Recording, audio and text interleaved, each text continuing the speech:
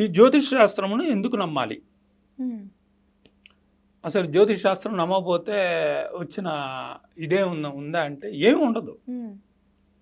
ఇప్పుడు నమ్మారా నమ్మలేదా అనేది ఎదుటివాటిని బట్టి ఉంటుంది. అవునండి. ఇప్పుడు నమ్మినా జరిగేది ఒకటే, నమ్మకపోయినా జరిగేది ఒకటే, తెలుసుకున్నా జరిగేది ఒకటే, తెలియకపోయినా జరిగేది ఒకటే.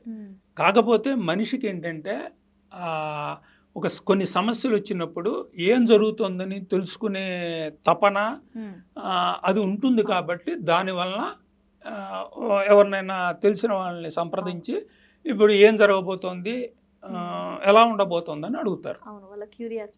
క్యూరియాసిటీ అనొచ్చు. క్యూరియాసిటీ అనేది ఏంటంటే ఒక కోరికతో వచ్చేది క్యూరియాసిటీ.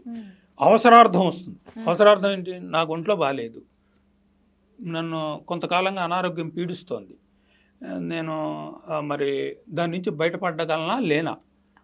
మనల్ని సహాయం చేసే ఈ శాస్త్రం కానీ సరే మందులు వాడుతూ ఉంటారు. మందులు వాడుతున్నా కానీ మనం అసలు అవుతుందా లేదా ఏంటి విషయం తెలుసుకోవటానికి మంచి వాళ్ళని ఎవరినైనా చూసుకొని సంప్రదిస్తారు.